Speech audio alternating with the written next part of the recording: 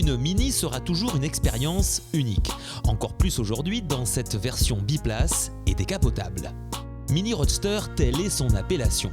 Alors Roadster, parce que c'est une cabriolet, vous le voyez, il y a l'absence de toit actuellement, elle est décapotée. Et en finition SD. Alors SD, c'est un look plutôt sportif, S, avec la grille d'aération devant, une face avant très agressive. Et D, tout simplement parce que c'est un modèle diesel. Donc on verra tout à l'heure ce que ça donne niveau performance. Pour le look, alors il y a des choses que j'aime beaucoup, hein. Les feux Big Xenon donnent une finition un peu technologique, avant-gardiste, j'aime beaucoup. Les jantes me rappellent la Mini Cooper d'il y a longtemps, qui avait un peu ces mêmes formes-là. Par contre, alors là, est-ce qu'il n'y a pas un designer qui s'est dit « ceci est moche ». Franchement, cette antenne sur ce cabriolet, je trouve que c'est une verrue posée en plein milieu, c'est dommage parce qu'à côté le petit béquet est très bien. La sortie d'échappement central donne un look plutôt sportif et agressif. Et après, bon, c'est pareil aussi, le petit moins pour l'aspect pratique, c'est qu'il s'agit d'une capote manuelle. Et ça fait bien longtemps que je n'avais pas utilisé de manière manuelle, c'est plutôt électrique d'habitude. Il fallait oser, raccourcir et rabaisser encore le modèle original. Sans oublier doter les places arrière et cerise sur le gâteau, plutôt sur le toit, remplacer ce dernier par une capote. Par contre, les arceaux de sécurité anti-retournement en acier inox, capitonnés sur leur face avant, comptent aussi parmi les caractéristiques originales du Mini Roadster. De concert avec le cadre du pare-brise renforcé, ils garantissent une protection optimale aux passagers en cas de tonneau. Avec une largeur d'1,68 m, un empattement égal à 2,46 m pour 3,72 m de long, et comme toute Mini qui se respecte, les roues à chaque coin, ce Mini Roadster s'offre un caractère des plus sportifs. L'ensemble se trouve amplifié par un centre de gravité bas. Sans oublier une hauteur contenue à 1,38 m. Le plus étonnant se trouve dans la capacité du coffre qui autorise 240 litres.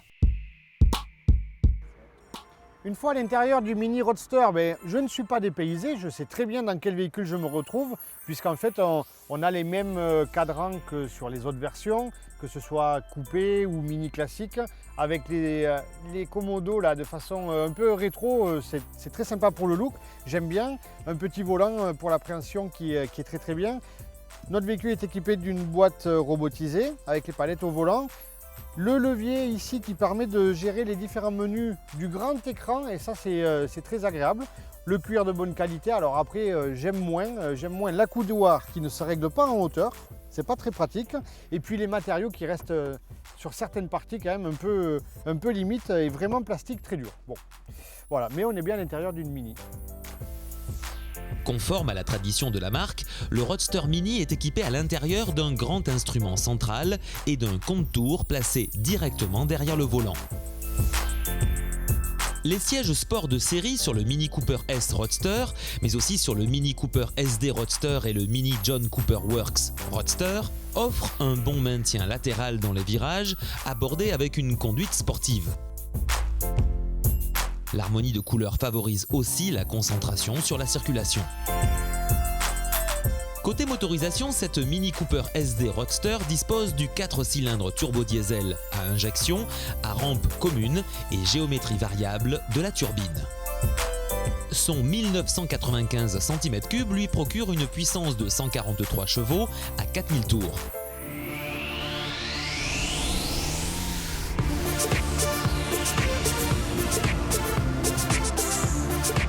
La consommation en cycle européen, en moyenne, s'établit à 4,5 litres au 100 km.